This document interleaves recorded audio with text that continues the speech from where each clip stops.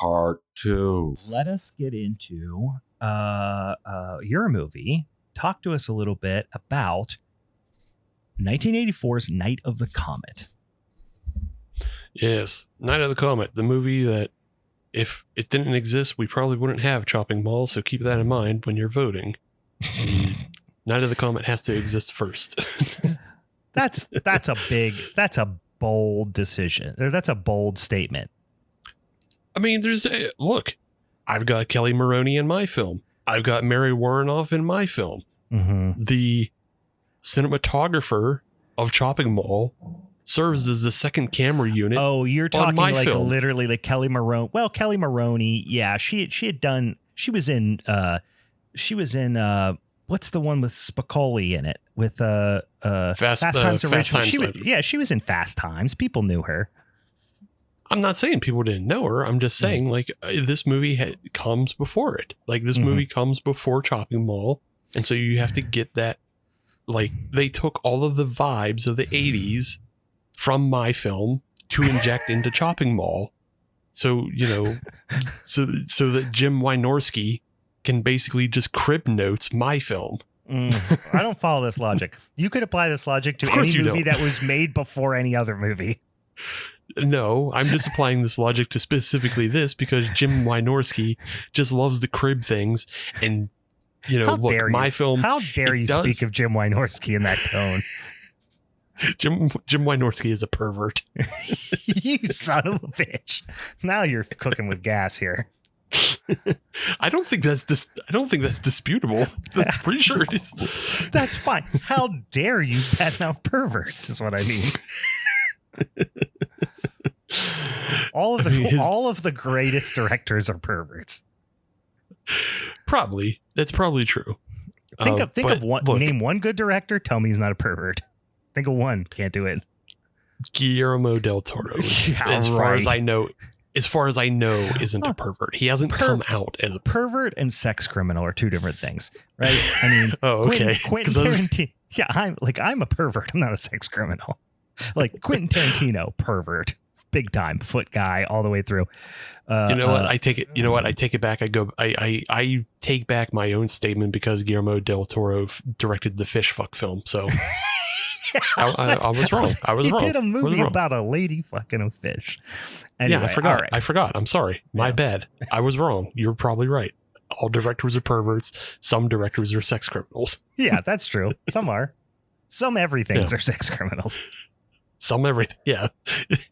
Every Venn diagram has a sex criminal orb for it. Component. Yeah, exactly. Yeah. But anyway, as I was saying, Jim Wynorski cribbed Night of the Comet because Night of the Comet, while it does have a mall scene, very much just, Chopping Mall is just all set in the mall because Jim Wynorski can't get the rights to shoot on the streets of LA. He can't go to different locations. He can rent out a shitty shopping mall for one movie. He can't get the rest of the, the spectrum.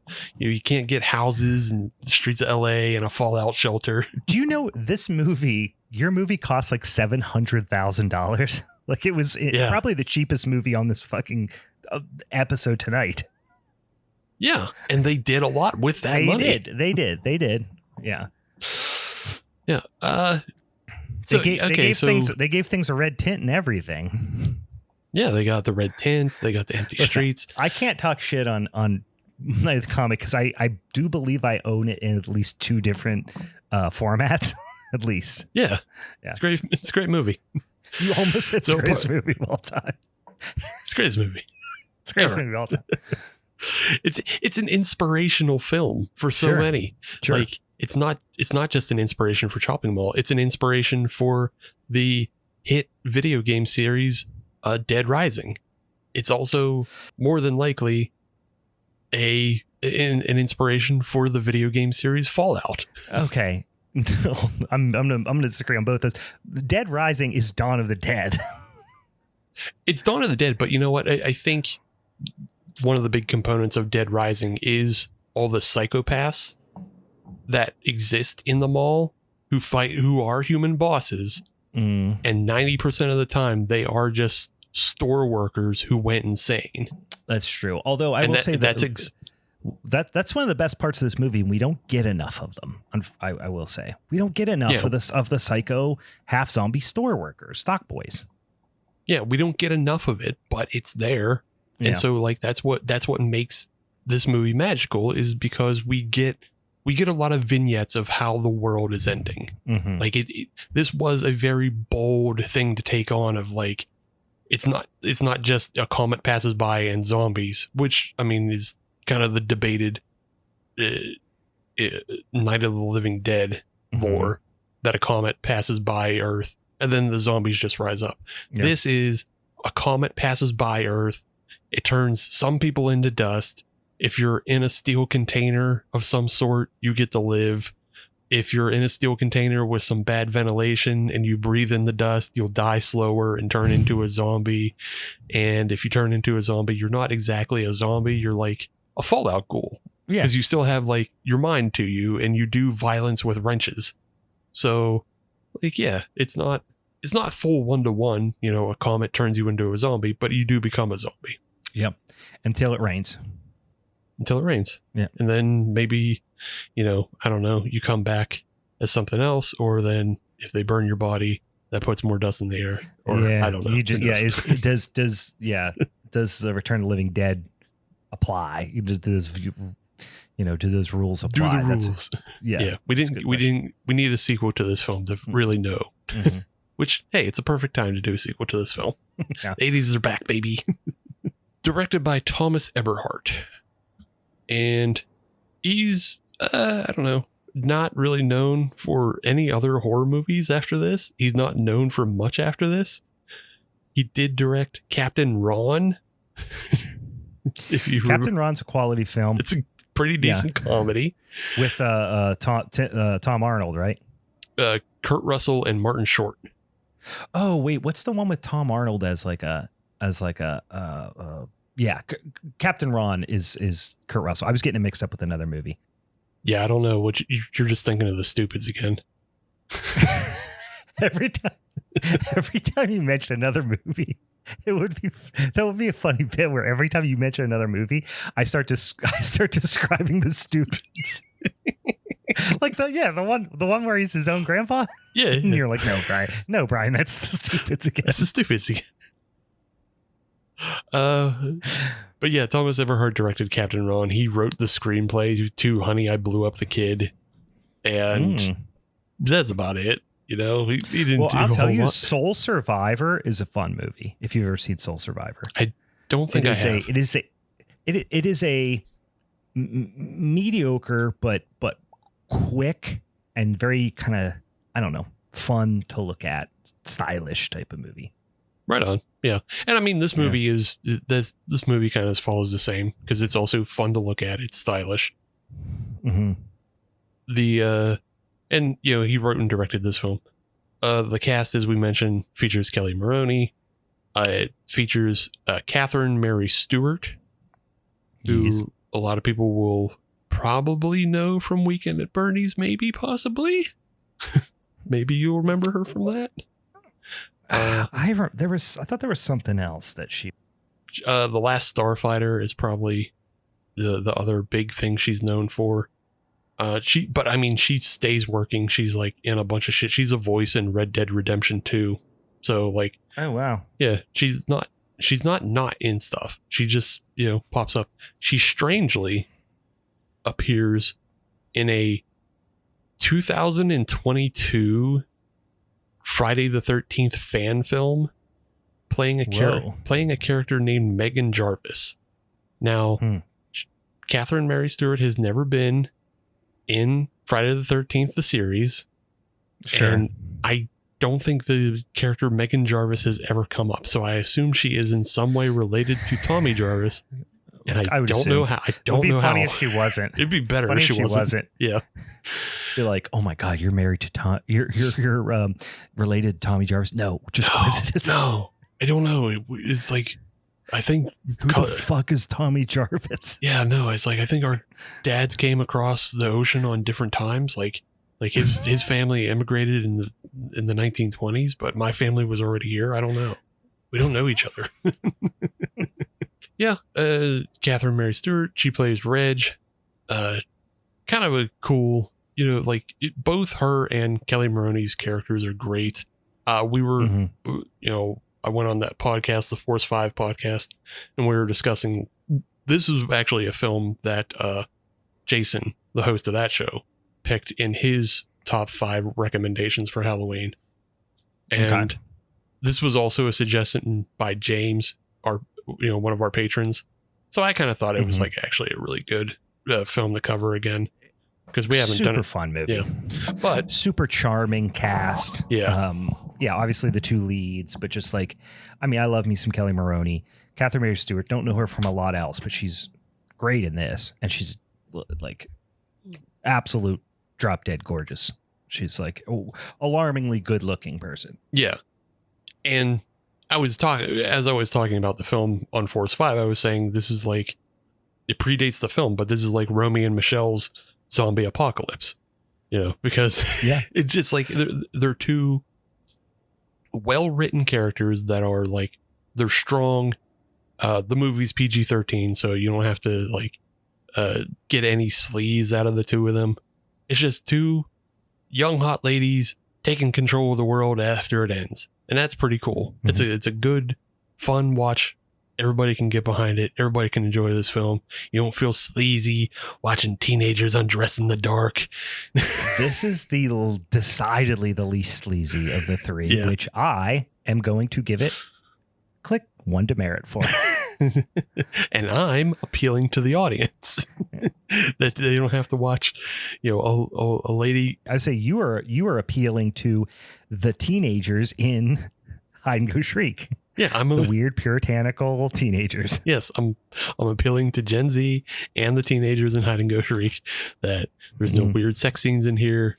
You don't have to. Sex is yucky. Ooh, yuck. I don't like it. You don't have to feel bad about watching the movie. It doesn't make you upset. It's just a great time had by all.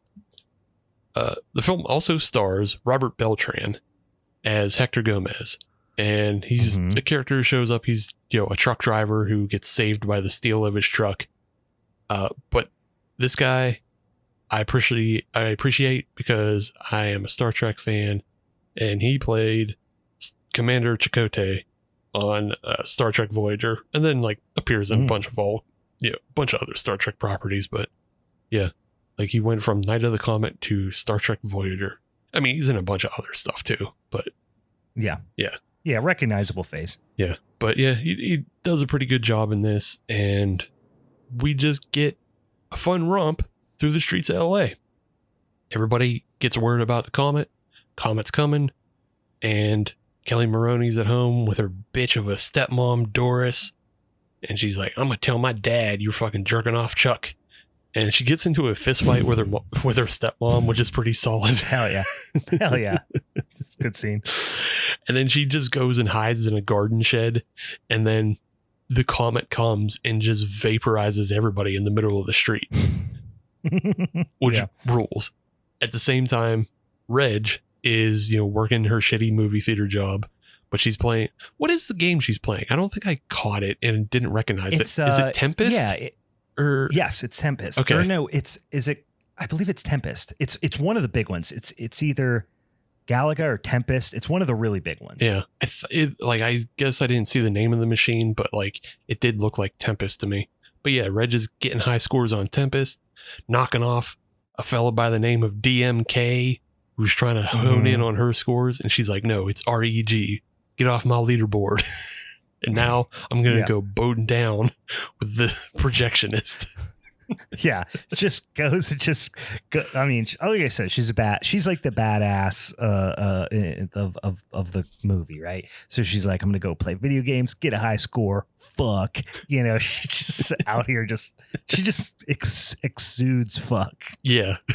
She's living bad kid life. Like her hair's sick as fuck. Yeah, like she's just there to just fuck shit up. Yeah, her hair is teased all the fuck out, and it's well held in place. And like she just could not care less about it. Like her boss is like, "Hey, get off the video game machine." She's like, "Whatever, dork." And he's like, "Go check the theaters." And he's like, "Whatever, dork." And he tells her, "Stay away from the projectionist." And then guess what? Yeah. hell no, I'm going to go bone down with this sloppy projectionist. Yeah, she's like, I'm going to break his fucking dick off. Yeah. Like, he's not even, it's not like he's a hot dude or anything. She's just like, No, she just bones because she knows she can bone. Yeah, she needs to. She's trying to fuck. She's all horned up. Tempest. I did look. It is Tempest, by the way. Yeah. She gets all horned up from playing Tempest, and she just needs to get her rocks off. Yeah. She even says at one point in the scene, like, it's after they have sex, which you don't see, Gen Z. You don't have to worry about an awkward scene. You don't see it, but they're just under the sheets.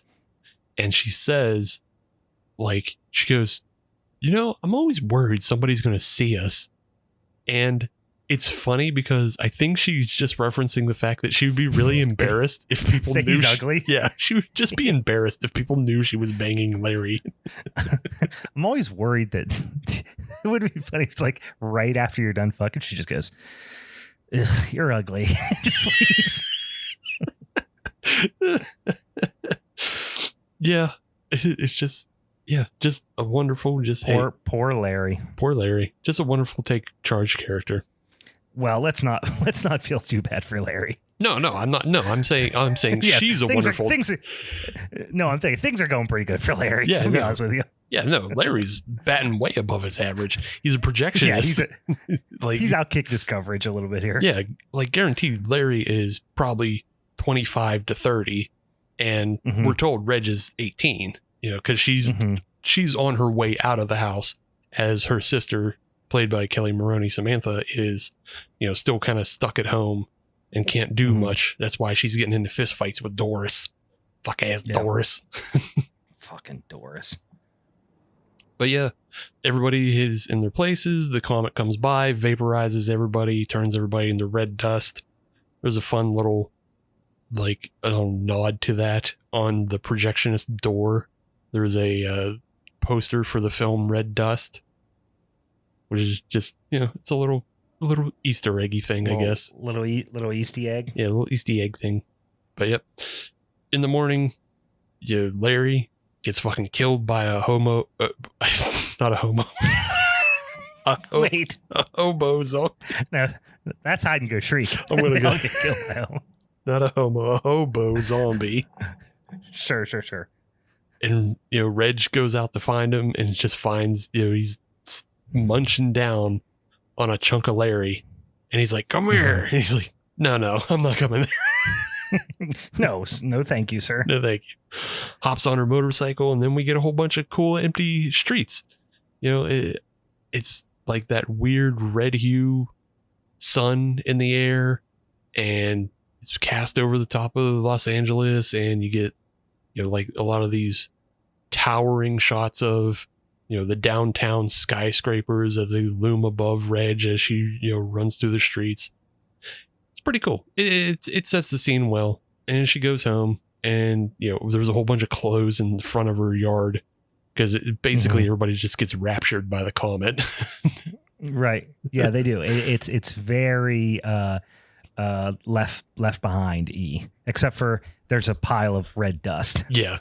And there was a reason for it. Sand. That's not God. It looks like, yeah, that's true. It looks like red sand or something. She goes home. She finds her sister Samantha. And then, they're just bullshitting. She's trying to convince Samantha, hey, everybody's dead. And she goes out and she's like, she shows her like Chuck's shoe in the street full of sand. She's like, they're gone. Don't you get it? We're done with them. Yeah. They hear a broadcast from the radio and they think, civilization, probably the only person who's still alive. They go to the radio station and this is where they meet Hector Gomez, who heard the same thing. Very Resident Evil vibes. Like, people convening onto the same space. As the world goes to shit, they decide we're going to hang it out here. They get a call. They get a call, right? Because Samantha goes Kelly on. Maroney gets a call. Yeah. But she's talking and she doesn't answer it. And then she goes back in and tells them Hector and whatever Reg. And then they run back in, but yeah, no one's there. Yeah, because they discover that the radio DJ is actually pre-taped all his shit and just let it run for this. And like, so he's talking about the weather and he doesn't know what the weather is. He doesn't know any of this. But yeah, Samantha gets on air and is going about telling everybody, you know, like, hey, we're still out here. You come find us. And this is where we get introduced to this fallout shelter. And we saw it earlier. You know, it was alluded to like, oh, people are hiding from the comet. But, you know, we see this is where Mary Warrenoff's character is hanging out with Jeffrey Lewis's character. And Jeffrey Lewis is known from Salem's Lot, as well as just like a ton of other things. He has a huge number of genre credits. I feel like he's in a ton of Westerns too. Yeah, he's been in. But yeah, Mary Warrenoff is hanging out with Jeffrey Lewis and another character, Dr. Wilson. And, you know, they're like, oh, well, should we go help them? Should we not go help them? And they decide to go help. Yeah, they take a helicopter out and they're like, hey, wait there. We'll come get you. Hector can't wait. He goes back home to San Diego just to, you know, he needs proof that his mom's gone and his family's gone. He just needs the proof. So he takes off, leaves them alone. And then this is where they decide, well, while we're waiting, let's go to the mall. The stores are open. Yeah, you don't have to bring your, what'd she say? Don't even need your MasterCard or whatever the fuck. Yeah, she's like, do you have your MasterCard? To Kelly Maroney. And she's like, no, I left it at home. And it's like, well, you don't need it because the stores are open. And you get, it's just the same type of shopping montage that you get in every other film. But it's empty. And I mean, honestly, it is pulling off of Dawn of the Dead, because they do a shopping montage in the empty mall in that as well. But this one is set to the song "Girls Just Want to Have Fun," so that's different. It is. It's very bubblegummy. I mean, it's almost even more than Dawn of the Dead. It gave me like Pretty Woman type of vibes, where it's just like, let's put on sassy hats and then sexy underwear and then big bows, and it's just like, let's leave our Mac 10s at the drawer and we're gonna put on all these dresses. Well, the best thing about this scene is, and the use of the song too, I think it makes it really impactful, is it's just so carefree and happy-go-lucky. And then it just snaps them back to reality so fast, because it's like 1 second they're trying on silly hats and next second they're getting shot at. Yeah. 5 seconds later. Yeah, they're getting shot at. So, you know, as they're going through this montage, we see up in the security room, there's just this great arch creep who is like dressed in a suit and has black gloves on, and he's like tenting his fingers like a villain and is wearing sunglasses indoors. And he's got that like bad kid earring from the 80s that like hangs down. It's played by an actor, Ivan E. Roth. He's not done a lot, but he played a zombie technically in this film. He's technically a zombie in this film because he's like on the way to turn. He plays a zombie in Dead Heat, and then played a zombie in Night of the Creeps. So there you go. Yeah, like the Dead Heat. That's a good one. Yeah. I think kind of the most famous looking zombie, I'll put it in the Discord here, but the most famous looking zombie in Night of the Creeps is the one played by him. So you'll recognize him. But he's he's great in like the arch villainy of like, we were just stock boys just yesterday, but now look at us, we're the kings of our castle. And so it's like, it's just this, you know, awful villainy that is like, it's Batman villain, like in a childish, deluded type of way. Yeah, it's Batman villain shit is, you know, what I was getting at is like, because they just think they rule them all now and they rule it with shotguns. And so they'll just shoot at women who come into their mall. But it's exactly the type of stuff you see out of Dead Rising, of just like super bad acting. And it's just like people who think like, oh, I'm in charge of the supermarket now. Yeah, or, like I'm the king of the pizza place. Yeah. There's always that person. Yeah. They get into a gun battle. It's all right. I mean, it's not, it's not like the best gun battle, but you got a bunch of mannequins exploding. You got a bunch of glass flying everywhere. It's pretty tight. Yeah. It's pretty tight. It's pretty tight. It's pretty tight. But then they get saved by, the group of soldiers and scientists that came in from the fallout shelter, and they just blow them away with M16s. Well, they have him in this very it's a very drawn out thing because he's playing like Russian roulette basically with them. And so it's this and then all of a sudden the high tension thing. And then all of a sudden, fuck you guys. Just mows them all down. Yeah. Just eliminate that risk or that threat immediately. Yeah. And that's kind of why it feels like it ends too quickly, because it is just cut off by the fallout survivors. Like it's not a scene where like Samantha and Reg solve it on their own and they don't get more time in the mall because of that. It's just like they had to be saved by the fallout survivors. And then we get an interesting kind of they split up. Like they elect to take Reg. Like this isn't on camera, this discussion, which is why it feels kind of weird. But they elect to take Reg back to the fallout shelter and then say that Samantha can stay and wait for Hector to come back for them. Because she wants to wait for Hector, but also Mary Warnoff and what's his dick are like, oh, she's clearly infected. Yeah. Because she's got this rash. Yeah. Yeah. So like they're up to something, obviously.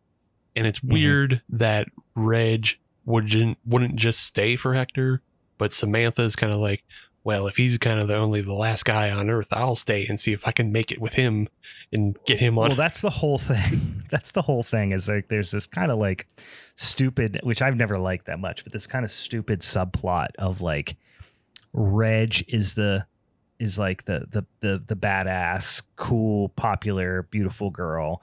And Kelly Maroney, who she always plays, she plays it in my movie too, is she's the kind of like self-conscious, meanwhile she's like gorgeous, you know what I mean? But she's like compared to her older sister who gets all the guys, she's like second fiddle. So she's very self-conscious that like there's no guys left and any guy's going to immediately gravitate towards Reg. Right. But it's like, but she's also not really into Hector either. She's like, he's not great looking and he's like, she's not into him either. So it's kind of like, I don't know. It's just a stupid plot line. Yeah. It's not great. It's not a great plot line, and it's missing kind of a scene that would explain why they would break up like this. Like even just Reg leaving Samantha alone. Why not just wait for Hector and then they can all leave at the same time? Yeah. Yeah. But yes, the whole point is for the fallout survivors to separate Reg and Samantha because they're going to kill Samantha because they assume she's infected and she's going to die and turn into a zombie. And we get a scene where it looks like Mary Warnoff euthanizes Samantha. Yeah. And then she turns on her partner and fucking kills him too. Yeah. And you get we haven't got the reveal yet about like what they're doing yet, right? What the scientists are doing. Yeah. No, we haven't gotten the reveal yet, but we did get an earlier clue of like a scene with Mary Warnoff by herself, like in her lab. And she's trying to write out, she's trying to write in her notes about something. And then she spells the word memory wrong. And it's like very obvious to her. And then she's like, something else is working on her in the background. And she realizes it.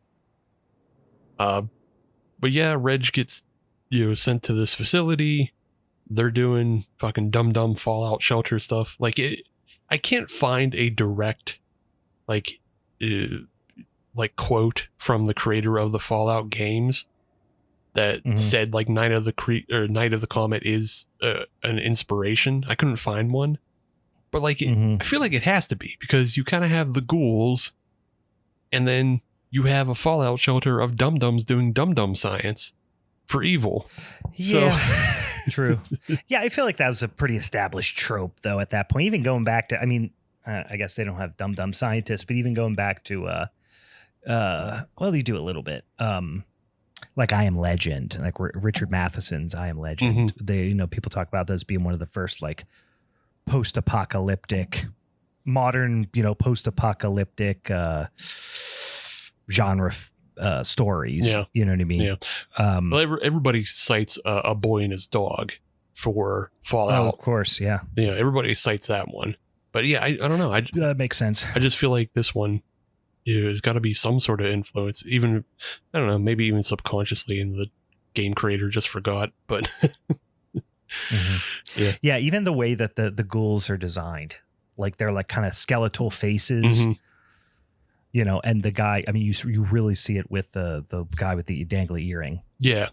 Like his skeletal face where like his skin is like no longer, I don't know how, it almost is like it's no longer regenerating and it's like drying out. Yeah. So it's starting to like stretch across his skull and his eye sockets are starting to like widen. Yeah. And that's exactly what's happening to people is like they're talking about, the comet as you're exposed to it, depending on your exposure level, you just get dried out. And so, mm-hmm. These stock boys, they were lightly exposed to it. And so like they started to dry out and like, that's why their eyes are sunken and, their face is mm-hmm. getting stretched across and all that because they're just losing fluid and they're not making fluid anymore. And so that's also what has happened to the Fallout shelter. And that's what we learned is that they left the vents open and some of the dust got in. And so they're going to die anyway. And Mary Warrenoff is just like, hey, like, look, I'm going to fake Samantha's death. I'm going to kill this guy. I'm going to tell them, I'm going to tell Samantha and Hector if he shows up, what the deal is. But look, this facility's bad because it's just going to be full of zombies. And also, they're stealing kids' blood and souls. They is stealing blood. They is stealing blood. And they are doing evil with children as they steal blood from bodies so they can continue to, propagate themselves. And just like we saw these kids earlier, they were brought in on a helicopter to the Fallout shelter and they are in this other scene where, Reg is like on her way to escape. And it's these two nurses who are like telling these kids, you're going to go see Santa Claus. Yeah, it's pretty dark. And you're going to live with Santa Claus at the North Pole forever if you just breathe this haha gas. It's like, it is literally, now this, I kind of not that I forgot about this part, but like when I was reminded of this part when I saw it, I immediately thought of, which I never thought of before, which is Nosferatu by Joe Hill. Oh, okay. Have you read that? Joe Hill, Stephen King's son, has a book called Nos, like NOS number 4. Yeah. Okay. No, I haven't read that. Oh, it's a great book. But anyway, that happens in the book. It's like we're going to gas kids like to take them to do not good things to them, but tell them they're going to, Santa Land and yeah. Yeah. Which it is appropriate though, because this movie does occur during Christmas time. I think it's like 11 days before Christmas.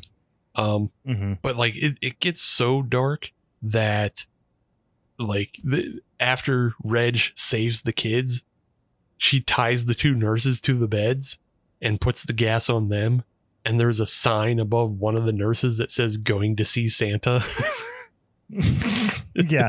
And it's like they're like it's like laughing gas or something. I don't know. But like they pan away from and they're like like cackling and shit. Yeah. The kid. Yeah. Like it would have killed the kids and put them to sleep. But like, Reg isn't an anesthesiologist, anesthesiarist. Anesthesiarian. Yeah. She doesn't have a doctor's license for that. So she just doses them a little bit and they're just, doing the laughing gas thing. But yeah, Hector shows up with Samantha and Reg brings the kids out. They all save the kids and then they get in another gunfight, shooting guys, blowing up trucks, get a little bit of truck blow up.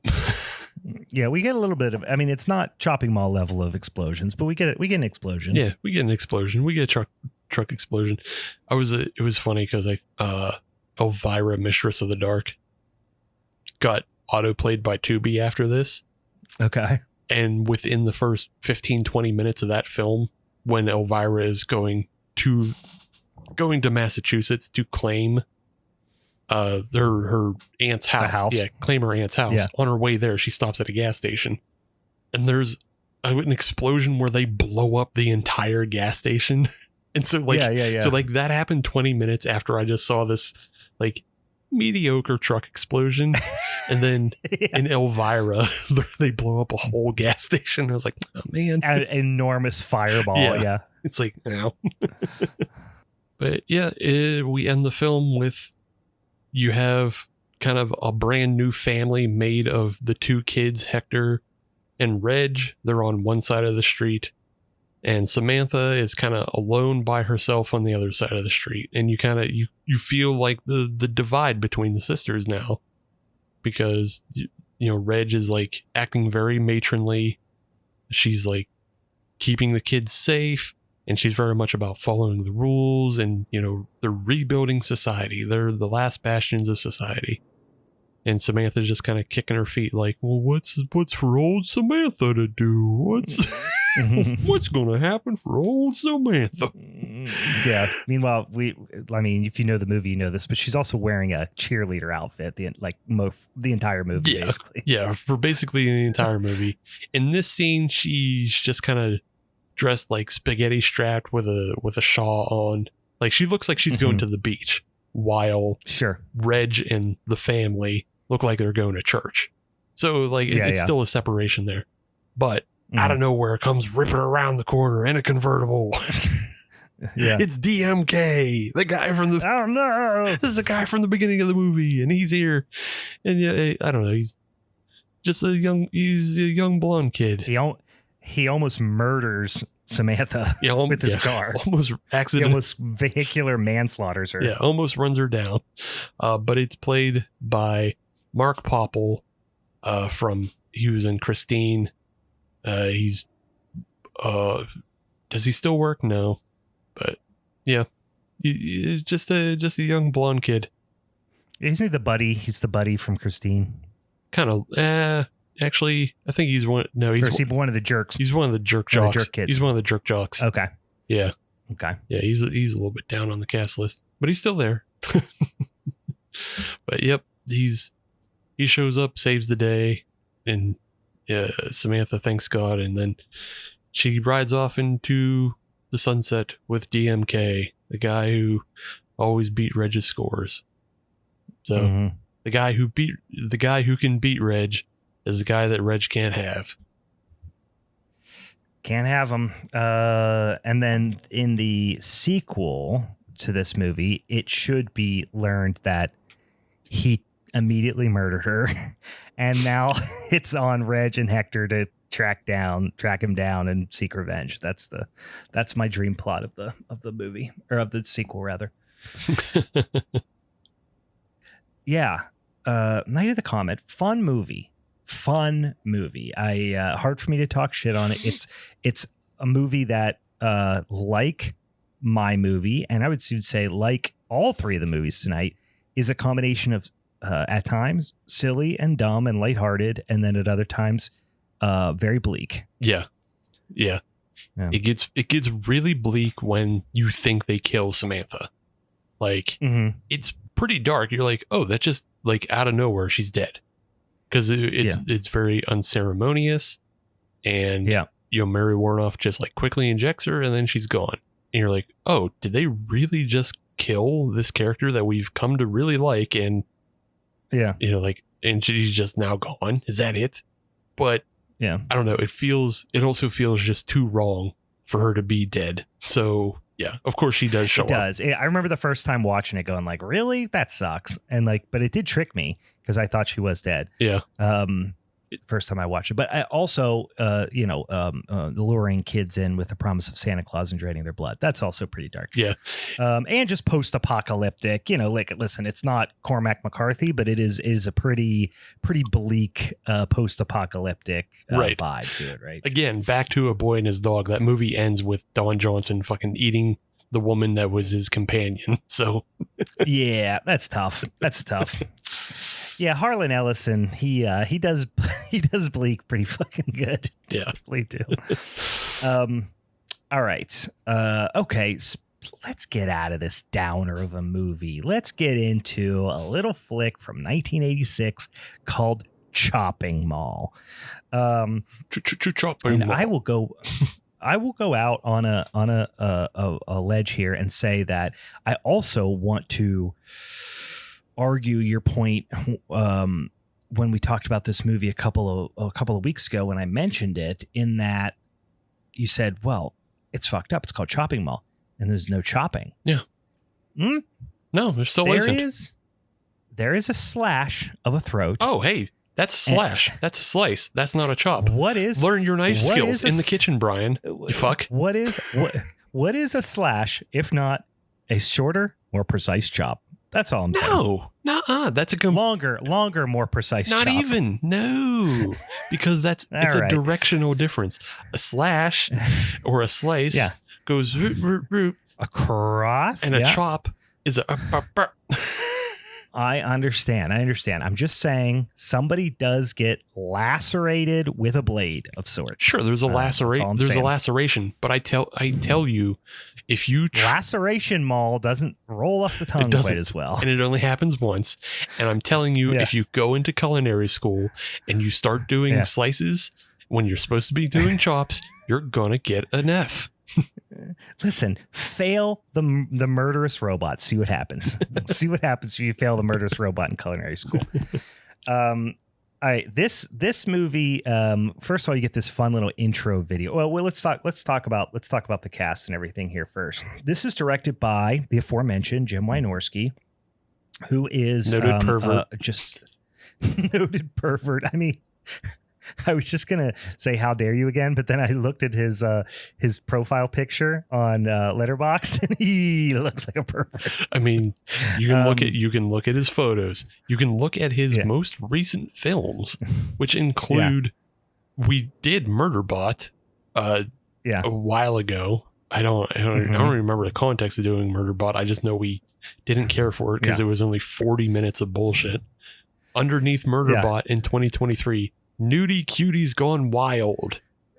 Then Giantess Battle House Attack. Massacre 2. Attack of the 50-Foot Cam Girl. I just wanted to point out that he's still doing pervert shit in the 2020s. Yes.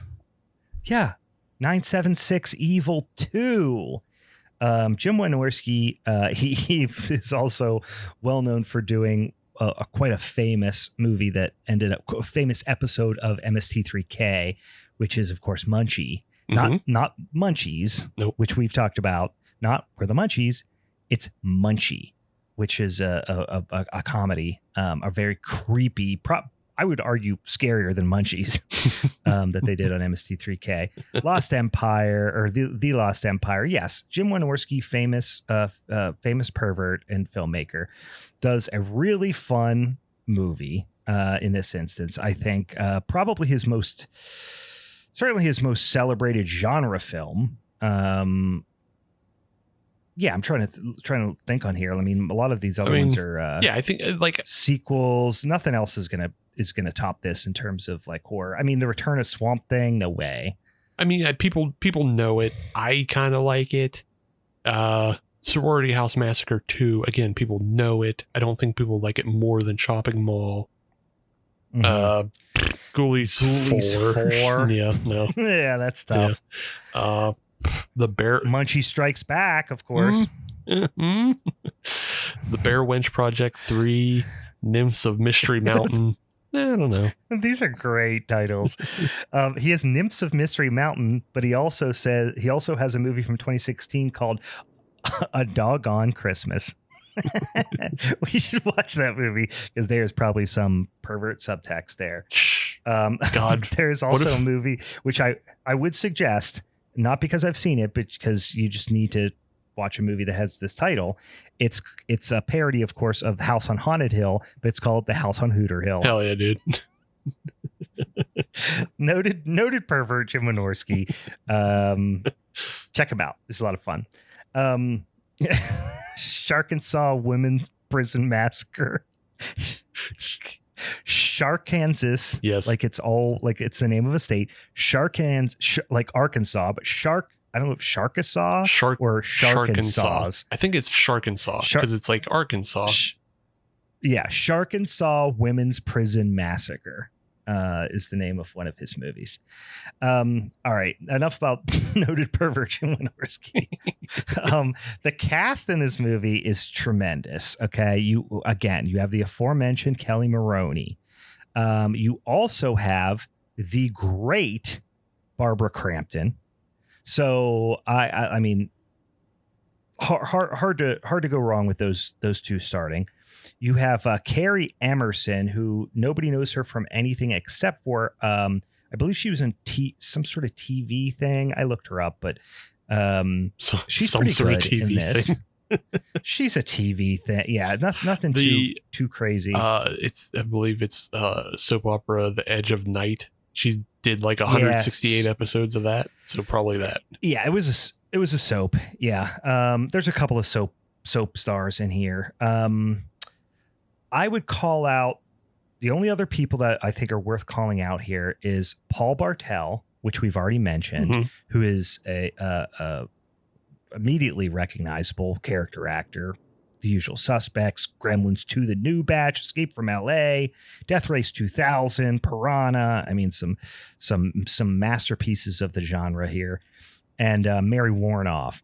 And we know her from a million things. House of the Devil, we've talked about on the show. She's in Devil's Reject. She's in Dick Tracy, for Christ's sake. And of course, we just talked about her in Night of the Comet. She's in a million things. And then the great Dick Miller, who Roger Corman helped finance this movie. Yeah. And his wife produced it. So if you have the Cormans involved, you're going to have a Dick Miller show up. Yep. I mean, it's almost impossible to separate. He's going to put Dick Miller in every single thing he ever makes, which is okay by me. This is a reasonable size cast. We do have a quick cameo by Angus Scrimm of the Phantasm. Oh my gosh, why am I Phantasm? Oh my God, of Phantasm fame. Let me see. Anybody else worth calling out here? Garrett Graham, who people will know from Phantom of the Paradise. Oh yes, of course. Child's Play 2. He's in a lot of things. It's a surprisingly large cast. I'm trying to see if there's anything else worth calling out. Susie Slater, who I think, let me confirm this before I see it or say it. I would say most people, if they knew her from Playboy. Like, okay, I was going to say, I believe she's a Playboy Playmate, right? I don't know if she goes full Playmate, but she did a pictorial before this film, and then because it's even listed on her IMDb. Okay. Like she did a pictorial before this movie, so she was known for that, and then she does a pictorial after this movie called B Movie Bimbos, which obviously was probably about this film and then some other stuff. So it's like Yep. Like I said, I didn't want to speak out of turn, but I was pretty sure that is probably, aside from this film, something you would know her most from. All right, that's enough about the cast. We get this great intro video of someone robbing a mall and getting taken down by a damn robot security guard. And then we learn that it is a instructional kind of pitch video for the person who is doing a demonstration right in the middle of the mall, right in the middle of the afternoon. And this is a thing they used to do, normally not with killer robots, but they would do these demonstrations and little industry things in the center of malls. This was quite common in the 80s and 90s. But the interesting thing about this is you have Mary Warnoff and Paul Bartel in the crowd doing these wild, like over the top expressions and saying all this crazy shit back and forth. about the presentation. And I always wondered, what the hell is this about? Like, why is this happening? Yeah. Why is this written into here? It feels like something that was not like it should have been on the cutting room floor. Maybe the context ended up on the cutting room floor. But then I eventually learned that this is a reference to a movie which I still have not seen, called Eating Raoul, which I've heard of, but I have not seen, from 1982 horror comedy, directed by Paul Bartel. And this is a reference to two characters in that movie. So they're like playing those two characters. Have you seen this movie? I feel like I have, but it just never sticks with me. Yeah. Like, it's definitely a movie I sought out.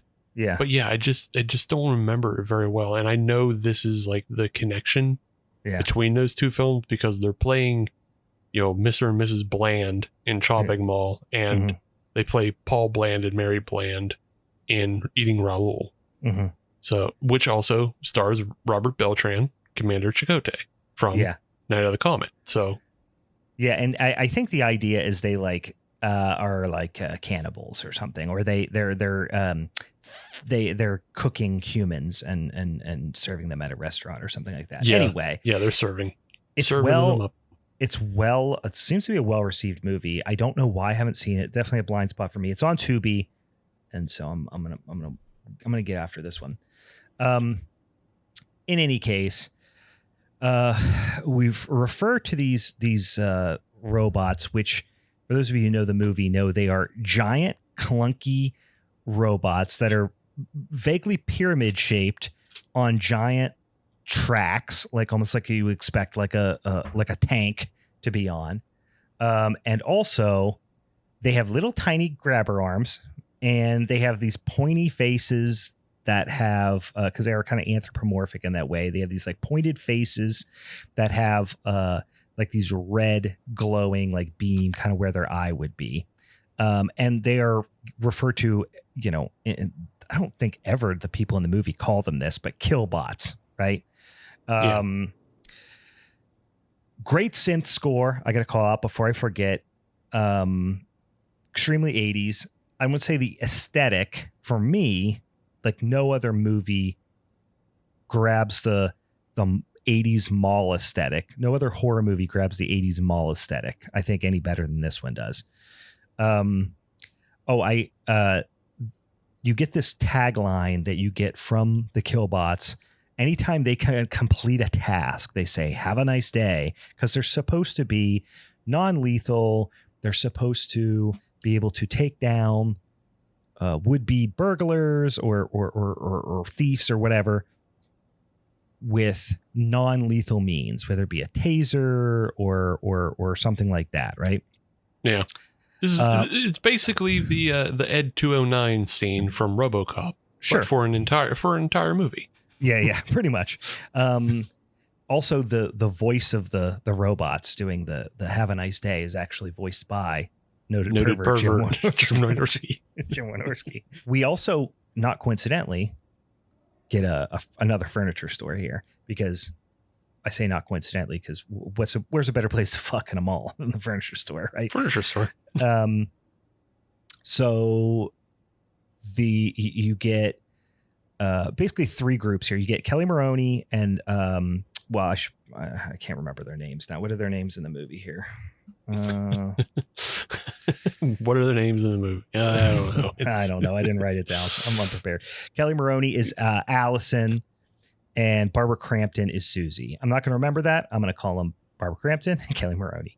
They work at a little diner in the mall. Yeah. Greasy spoon, slopped up. It's just a disgusting place. It's not even the place is disgusting. It's the people that are there disgusting. There's this guy that's just like funneling food in his mouth. He has a great line at one point too, where he just goes, "Waitress, more butter." He's just like spits it out. The early goings of this film feel so much like a trauma movie, because that's true. Like when we're going through the mall, there's like a whole bunch of like weird fast motion, and then there's that kid that winds up covered in chocolate ice cream. It's a big montage of just chaos in the mall. Yeah. The thing that really sticks out when you said that about the trauma thing is there's just a parade of women in bikinis. Yeah, like they were just doing a fucking like a Miss America type pageant somewhere in the other part of the mall. But they're like we're putting them up and down the escalator now. Yeah, and noted pervert Jim Wynorski is following them with a low camera from behind. Yeah. So so you have that going on. You have the Blands doing their shtick, and then like you have this greasy spoon setting of like the cook behind the thing is like wiping his spatula on his shirt, and then you have this other schlub just sitting there like, waitress, more butter, please. Like he's just eating butter. Yeah, he's just with a spoon. Another stack of butter when you can. When you can, bring me a bowl of butter. So you've got those two working in the diner. Then you've got these three douchebags working in the furniture store, which is it's Greg, Mike, and Ferdy, which is not a first name. Nope. But that's what they call him. So you get neither those is three. Bunky. It's true. Neither is Bunky. Ferdy and Bunky. You got Ferdy, and Mike and Greg. And then you get this third group of people, which is this couple that is trying to run like a little mechanic business, I guess, or whatever. And it's Rick and Linda. So you get this big group together here, right? Jumping ahead. So here's what sets it off. It's not a comet. It's not a nuclear. Like usually these type of movies, either like it's some sort of nuclear power related thing or nuclear waste, right?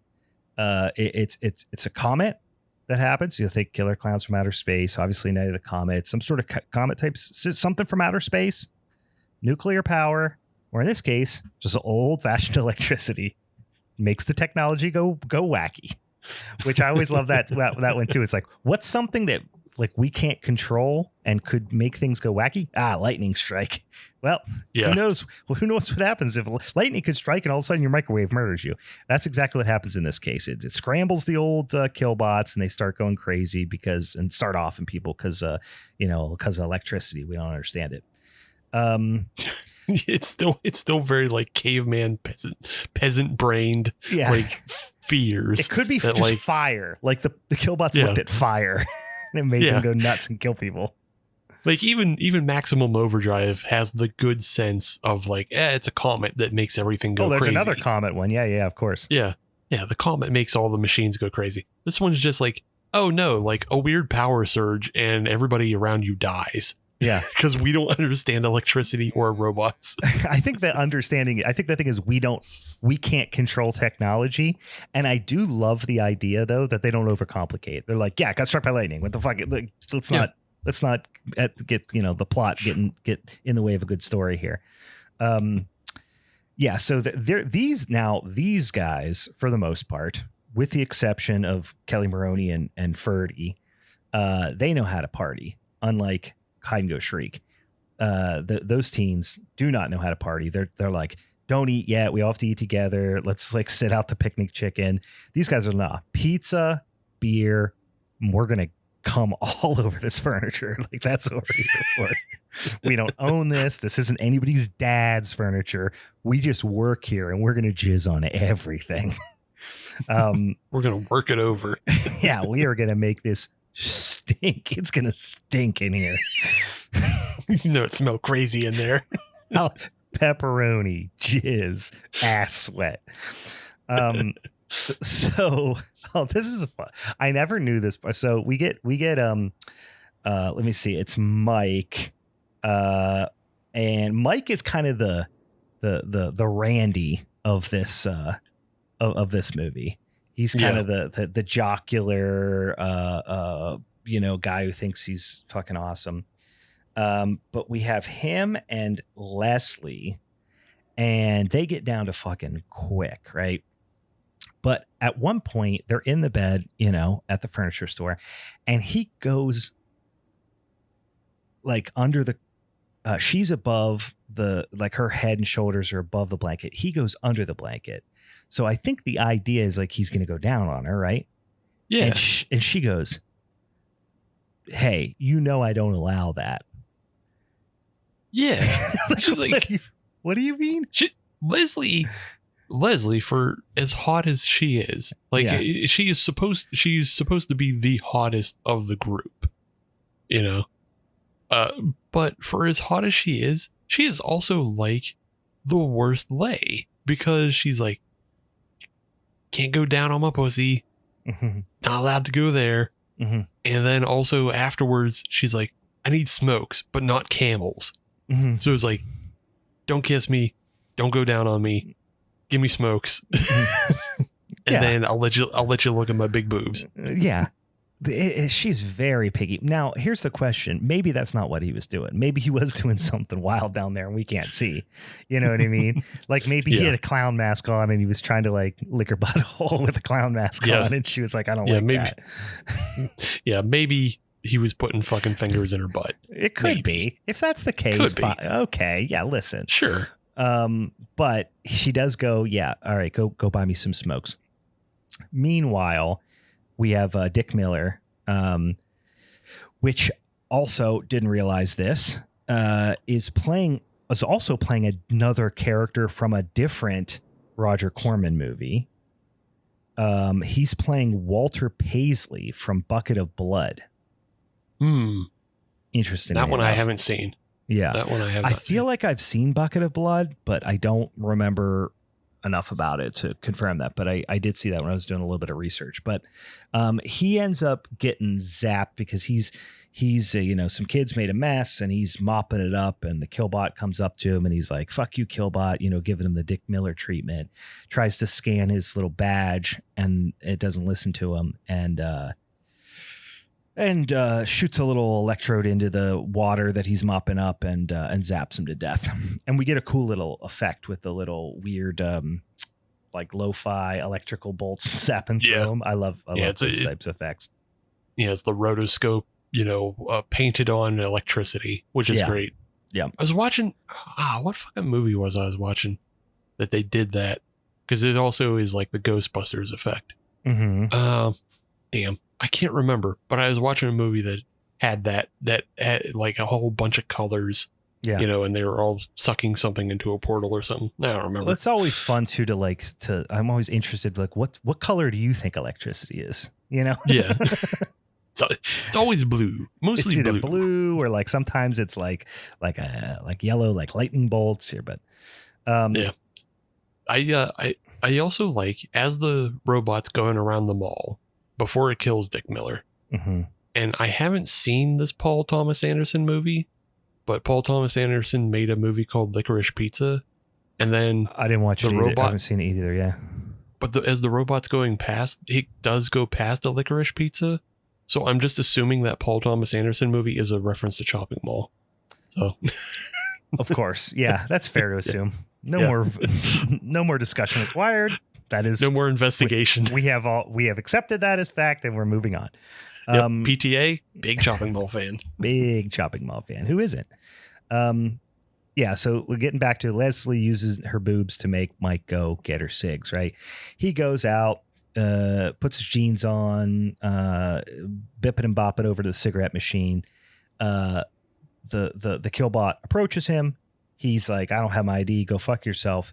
It basically like zaps him and then looks to like approaches his throat with its little clampy grippy arm. It's like one of those things that like old people use to like pick up their pill bottles if they're out of reach kind of thing. But then whenever he's discovered later, we do see that his throat was slashed. But then great, when Leslie comes to find him, where's this motherfucker been? I sent him to get cigs a long time ago. She goes to find him, goes to the cigarette machine, doesn't see his corpse on the ground until she trips over it. And then when she does, she freaks out, and we get pretty early in this movie a head explosion, and a good one too, a fun one. He straight up Now I will say though, the laser of the killbots clearly has some different settings, because sometimes it just singes your clothes and sometimes it makes your fucking head explode. I do like that. It's like the phasers in Star Trek. You can set them to stun, set them to kill, set them to fucking explode your head. One of them shoots pink and another one shoots blue. Yeah. So it's hard to tell. Like, I don't know. Just the power scaling on all this doesn't make any sense. It shouldn't have really thought well, this the through. electricity struck it, remember? So it's all out of whack. Anyway, now this is when kind of all hell breaks loose, because the killbots just, essentially attack the furniture store that they're in. And, the mall just like shuts down so they can't get out. This is another element of the security system. They kind of get separated because like the guys get separated from the girls, because the girls are trying to boost them up into this vent to escape through a vent. But then the killbots bust in and the guys have to run away, but the girls are up in this vent. The guys end up going to the sporting goods store because they're like, they have guns. This sporting goods store in a mall has straight up like an M16 with a banana clip, which is wild. It's also called Peck and Paws, which rules. Yeah. They end up blowing up one of them by like throwing they shoot at them and it doesn't do shit, right? The bullets just bounce off it, which we even saw in the film, the educational film about it in the beginning. But one thing that does seem to work is if they throw a propane tank at it, then shoot that, then it explodes, which that is, I would say, almost even more Dead Rising than isn't the game you were talking about Dead Rising? Yeah. Yeah. Dead Rising. Couldn't you do that in Dead Rising? You can do that in Dead Rising as well. I just remembered that. That game's fun. Anyway, they blow up one of them that way. Or maybe they don't and it comes back. I'm not sure. It's hard to keep track of which killbot is which. There's supposed to be 3 of them. Supposed to be 3, but it seems like there's 4. It seems like there's more than 3. And then even at the end in the post-credit sequence, is that a new one or is that them just like revisiting the one that was there? Because that's during the credits when they're showing people who are dead anyway. I don't know. Anyway, the gals are up in the vents. They end up in like an automotive store. They start making Molotov cocktails out of gas cans. The guys are setting up this trap where they're going to use the elevator that goes from like the first level of the mall to the second, just back up and down. Maybe there's 3 levels. I don't know. Back up and down. And they're going to set these propane tanks there and then like jump off of it, shoot the propane tanks, whatever. Susie does get blasted. This is Susie, by the way, is Barbara Crampton. Yeah, she gets shot and then burned alive because they're running from the killbots. It shoots her in the leg. She goes down. She's holding one of the gas tanks, and either by accident, which I would assume by accident because the killbots are horrible aim. Like they almost never hit shit unless it's directly in front of them. Hits the gas tank. It explodes, and Barbara Crampton is in a fairly harrowing scene, slowly burned alive. Like we really linger on her burning. And they do like screaming. A full body burning, and she's shrieking the whole time. Of course, it's a stunt double. Like if you slow it down, look close, like it's clearly a dude. But yeah, it's like it's her screams, and you're just like, oh god, you're just watching her burn alive, and all her friends are like, no, and she's shrieking. It's like it's a fairly brutal scene. Yeah. So Susie is dead. Kelly Maroney ends up killing one of them because she's the only one that they do the trap with the elevator. And then they're on the other side trying to shoot the tanks and nobody can hit it.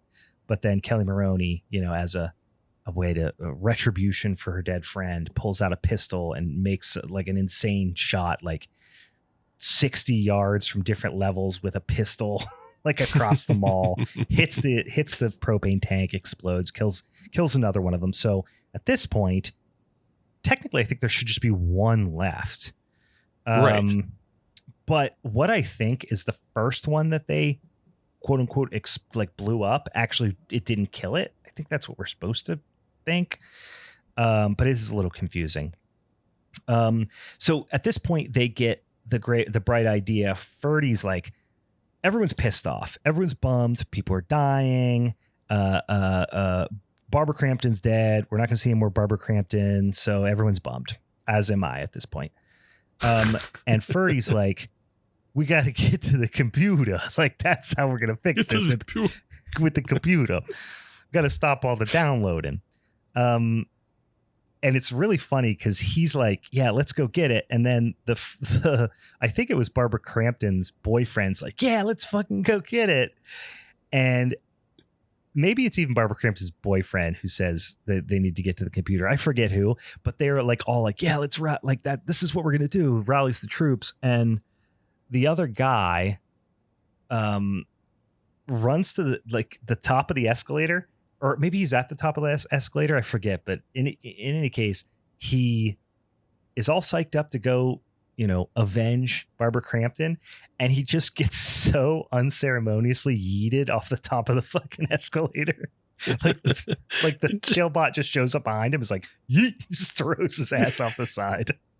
Just lands with a thud. It's such a, like, the way these things are programmed to deal with people. Mm-hmm. They're supposed to be upholding the law. And I know it's just like the silliness of the robot programming and everything. Because again, Ed 209 responds to every situation with fucking, 20 Gatling millimeter guns. Vulcan cannons. Yeah. Like he responds to, people with anti-tank cannons. Yeah. But the way these robots respond to trespassers is to grab a guy by the arm and just throw him over a banister. Well, like no concept of, he got struck by lightning. Come on. I know it's, Steve, but like, who among us has never been struck by lightning and got confused and threw somebody off of a fucking 2-story railing? It's one of those things. It's just funny that the way that, like, it's so obvious the way they are built and programmed is to just murder. Like they're not meant to stop crime in any way. They're meant to kill. It is funny that this was somewhere deep inside their programming. Yeah. Was just, oh, you see a guy, throw him off a balcony. Just grab him and toss him. Like when they kill Dick Miller, it's kind of like like, oh, maybe he didn't mean it because he shot a taser, which should be non-lethal. Yeah. Yeah, but he missed and then it landed in the puddle. And so that could have been an accident. But then squeezing a guy's throat so much that it cuts open and just blowing up a woman's head. Exploding that woman's head. She was like, sorry, I don't have my ID. And he's like, kaplooey. Well, then I guess they're not going to find your dental records either. Goodbye. Sorry, you should not have forgotten your ID. Now your brain is in 1,000 pieces. So now they have this great plan. I don't actually even know. Like they have this mannequin plan. Planikin. To put where they stick up a bunch of mannequins in a line. And I guess they want the killbots to shoot at the mannequins because they have a mirror behind it to reflect it. But they also stand like right behind the mannequins and put themselves kind of in harm's way to shoot at them. I'm like, why wouldn't you go to the side, like flank them? Yeah. The plan doesn't make a lot of sense, but somehow it works flawlessly. And the killbot shoots it, ricochets back, damages its, I don't know, fucking laser thing, shooter viewing thing. I don't know. From everything I've seen, these things are super weak in the back. Yeah. They don't seem to have like a 360 camera system like a Tesla. No. You can probably just get behind them and whack them around and push them over. Like, put a kick me sign on its back. Like I feel like it's pretty easy. And I mean they're not fast. I mean if you've seen them, they're not fast, but they will. I mean neither is Jason Voorhees, but he always catches up to you, I guess. But so this is my favorite sequence in the movie. They're going after the last killbot. They're attacking it. They're shooting it, getting into a little bit of shootout. Linda, who's Rick's wife. These are the ones that are the mechanics couple. Linda dies very unceremoniously. She just gets shot in the gut with a laser, which I feel like that's like, I don't know. It just feels like that's an unceremonious way for one of the main characters to go. But she gets shot in the gut, goes down. And Rick, of course, devastated, enraged by his wife being murdered by a killbot, makes up for it by going on like a Austin Powers style kamikaze mission where he gets in this little, I mean, it looks like an old version of like an airport mover, you know, like one of those little machines you put to like when elderly people need help to their gate, you know, and they put them on the back. But it's slower than that, I feel like. Yeah, way slower. Like it's almost the speed of like the things you ride around to polish floors. And he gets in it and just charges the killbot with it. He runs into it going slower than he would if he walked into it. That's what I'm saying. If he just tried to form tackle it, it would have been more. If he tried to Goldberg spear it, it would have done way more damage. But instead, he goes on the kamikaze mission with the airport people mover, immediately gets electrocuted to death, like just immediately dispatched. And I just thought that was such an unceremonious way. Like Rick and Linda get it so dirty. They get so fast and so dirty. Like Rick is the dumbest of them because if he's supposed to be like some sort of mechanic, he should have some experience with electricity. And he sees this thing spinning in circles, losing its mind, and the electricity shooting out of it. He runs into it so it can discharge into him. Mm-hmm. Like he takes the charge into him. Is like that thing's discharging. Like it's like touching a live wire. Like what kind of dumb are you? I think it was. That's what I said. It looked like he tried to kill himself. Like yeah. It was, he committed suicide by killbot. So Ferdy and Allison are the only ones who are next. But then Ferdy goes and starts shooting. I mean, he does save Allison because he shoots. Allison's Kelly Maroney, by the way. Shoots him like point blank, and it does like damage the killbot's like viewer or whatever. But then I forget, I think he runs out of ammo and he just has a fire extinguisher. He just throws it at the killbot, which of course it just bounces off of, and then the killbot picks it up and just fucking decks him with it, just blasts him right in the chest with the fire extinguisher, just throws him. So Ferdy gets knocked down. Again, we're pretty sure Ferdy's probably not dead. Meanwhile, I remember the first time I watched this, not unlike Reg in your movie, when Allison got shot in the gut, I was like, oh, she's not dead. And they were like, oh, fuck, she's dead. It's just like, you mean Linda, when Linda got shot. Oh, yeah. Sorry, Linda. Yeah. Linda, Rick's wife. I'm so bad with these fucking white people. There's just so many white people names tonight. It's like Linda, Rick, Greg, Matt, Mike, Steve. Was there two Randalls between the three films? There was two Ricky. No, there was Randy. There was Randy. Yeah, there's Randy in Hide and Go Shriek. I thought there was maybe a Randy or a Randall in this one as well. There's Ferdy. Do you mean Ferdy? No.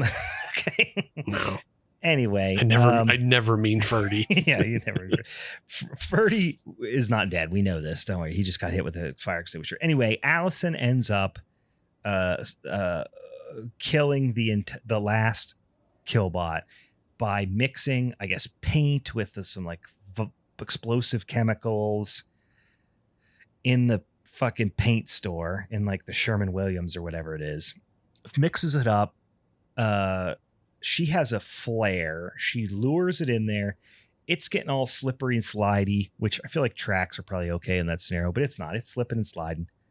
She throws the flare in there. We get a great like multi-cam explosion. Like this was their big explosion, obviously, right? Mm-hmm. So they got it from about 10 different angles. Big explosion. You got a charred, dead killbot. And that's great. It's the end. And also, Ferdy's like hey, I'm here. He's like up in the fucking like where Sattler and Waldorf sit. He's like, hey, I'm good. I'm up here. So Ferdy's okay.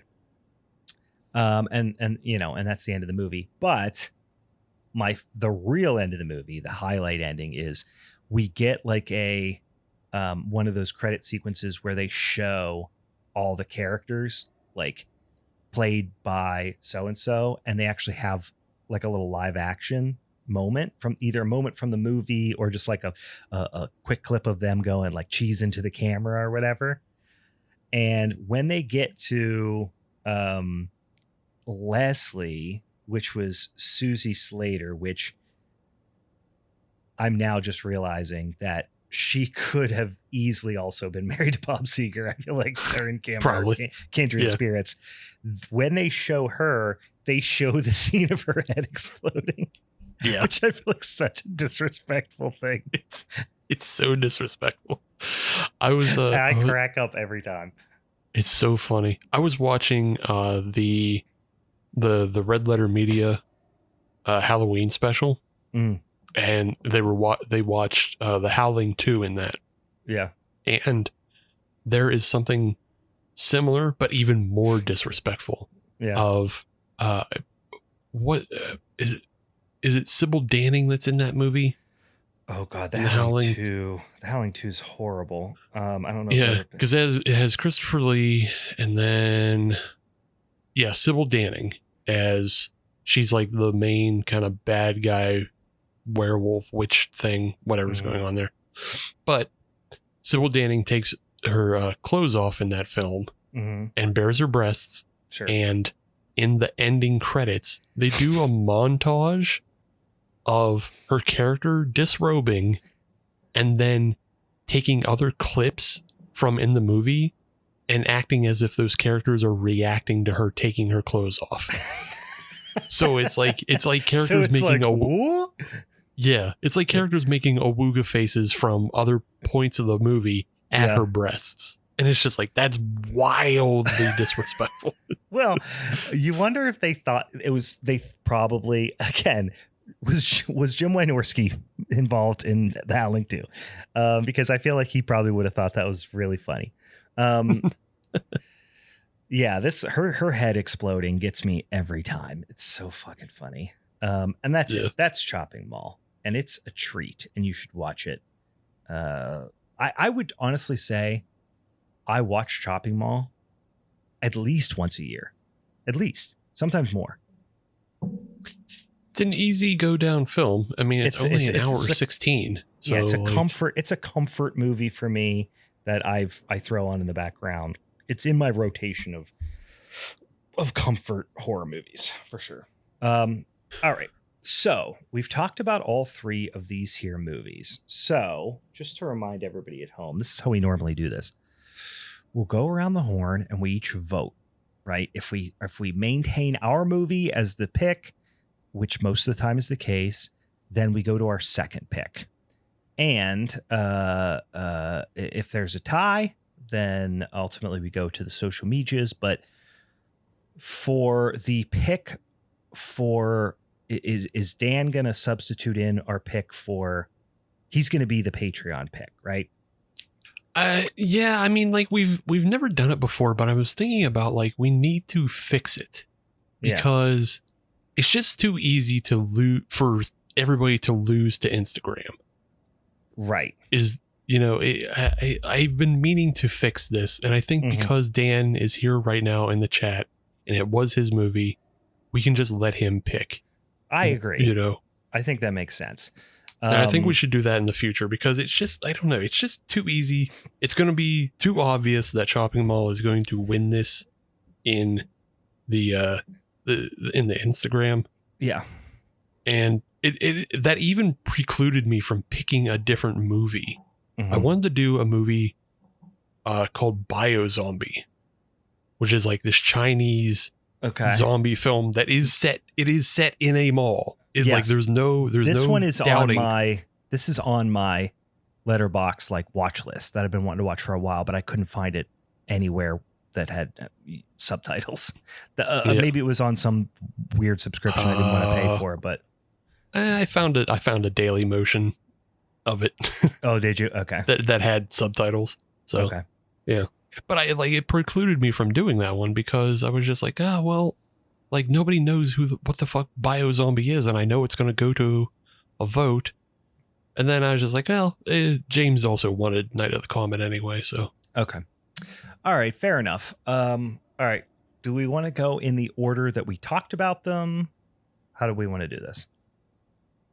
Yeah, if we want to. I mean, that would mean, Dan, if you want to pick a different movie, you have first vote. So if you wanted to pick a different movie from Hide and Go Shriek, you can. Or if you want to stick with that, what is your second vote? And Dan, patron's choice stays number 1. So that means he's staying with Hide and Go Shriek as his first. And then what is your second choice, Dan? And so his second vote, and he begrudgingly is going to give it the Chopping Mall. Unfortunately, first of all, Dan, how dare you? Second of all, obviously you made the correct decision. All right, Steve, you're up next. I mean, obviously I'm sticking with Night of the Comet. Like the vibes are better. It goes more places. Maybe if that Fallout shelter blew up a little bit more, I would like it, but I still like the movie all the same. It's a lot of fun. It's got Commander Chakotay in it. I like seeing Star Trek people show up in fucking genre shit early on. It's great. Sure. But yeah, I got Kelly Maroney and Mary Warnoff first. Mary Warnoff's character in Night of the Comet is better than it is in Chopping Mall. It's just it's a barely cameo. A character. It's barely, yeah, exactly. Yeah, it's just a cameo. But yeah, so I stick with Night of the Comet. I kind of wanted to like Hide and Go Shriek more. But I mean, I still think it's a fun watch. I think a lot of people should check it out if you've never seen it before.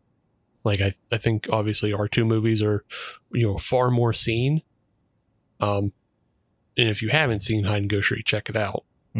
But like the line deliveries are off the charts. Yeah. But it's so fucking hard to just even watch it. Like the dark is tough. Yeah. It's so I actually dark. found myself finishing it on my phone because I could easily turn the brightness way up. Yeah. And that's the thing. Maybe there is like a good copy. I don't know if like Severin Films or Vinegar Syndrome put out a new Blu-ray of it or something where they color correct it to, be easier to see. But the version on Tubi is just like goddamn near unwatchable, which you heard as how confused we were just even naming the characters because it's hard to tell who the fuck is who. And then you have a killer who steals their clothes. And so now the killer's dressing up as characters you barely can see. And the fucking kids are naked now, and you don't know who the fuck is who because it's all just a bunch of white kids running around fucking with their shirts off. You don't know what's happening. Yeah. Tubi is occasionally you get a really fucking bad cut on Tubi. Yeah. So Tubi's transfer is bad. Maybe there are better transfers out there. But even then, I still don't think it helps the movie from just being like, it's a little standard. There's a couple cool shots like. The reveal of Kim on top of the elevator is cool. Kim getting her head cut off by the elevator is cool. Everything else is pretty meh. So I want to like it more. Unfortunately, just don't. I don't like it more than Chopping Mall, which is just like a stupid, silly, easy pill to swallow. A film that is so adjacent to trauma films without being a trauma film. With it's just chaos and nonsense and like, head explosions. So yes, Chopping Mall wins in the most obvious decision possible because Brian can't put up meg rails for himself and Barbara Crampton. I will typically put up meg rails, and I even said to Kate, I was thinking about, but you hit the nail on the head. Barbara Crampton is the exception. This is one of my favorite movies I've never talked about on the show, and it's got Barbara Crampton. So I will not apologize for picking Chopping Mall, but I will call out that Dan and Steve both willingly voted for notable noted pervert. Noted pervert. I almost said notable pedophile, which is that's not true. We have no evidence to suggest that. No. If there is more than enough evidence to show that Jim Wynorski likes big fat boobs on adult women. That's the one thing he for sure loves. He loves a big tit. Yeah. And that is in direct opposition of anything else. Yeah. Noted pervert Jim Wynorski wins again. I will say, even though it doesn't matter, I will say Night of the Comet, I genuinely love. This was a movie that I feel like in recent years, obviously this is horror, 80s horror has become really, really popular, and the 80s kind of, aesthetic has become really popular in recent years. It's gotten a lot more eyes on it, but once upon a time, this was a hard movie to find. Like, I had a VHS copy of this, and I think otherwise, like, this was a hard movie to find for a while. And I actually remember, probably 15 years ago, talking about this movie as like a hidden gem. People didn't know about this movie, or people had forgotten about this movie. So I have a long love affair with Night of the Comet. I will say, though, pleasantly surprised, similarly to Steve, by Hide and Go Shriek, and it's absolutely worth a watch. And I love when we go, a layer deeper. I am guilty of not doing this time around. I literally picked the skin of the onion rather than going any lower than that. So for that reason, you know what? Maybe I'll go a little easier on you guys with the punishment episode next week, but you'll have to tune in to figure out what that is. I got a couple of fun ones that I'm thinking about. I'm tempted to just say which one I want to do, but I'm between like 2 or 3. Maybe we'll make it a surprise. All right. Well, of course, I'm taking home that son of a bitch championship strap once again. 2 out of the last 3 months, guys. Dan suggested a Thanksgiving puppy. No, I want to be nice, because I did pick I walked into I brought a gun to a knife fight a little bit here, maybe perhaps. So I don't know that it's fair for me to go full on holiday puppy, but you know what? Who knows? Maybe I'll have a bad day at work and I'll take it out. A bad week at work and I'll take it out on you guys. We'll see. All right. Anything else before we wrap up this here November Showdown episode? Noted pervert's next film is actually not directed by him, but it's written by Jim Wynorski. Okay. It is called Bigfoot Burgers, as directed by Cindy Lucas, a big-boobed actress commonly featured in Jim Wynorski films, has moved on to directing. So Cindy Lucas will be directing Bigfoot Burgers, as written by Jim Wynorski. Look for that coming soon. Yeah. Is there a quick plot synopsis of Bigfoot? I'm looking it up right now. Bigfoot Burgers. No, it's not sure. Bigfoot comes out of hiding to save a little girl from a forest fire. He becomes a celebrity and opens a very popular burger joint in LA.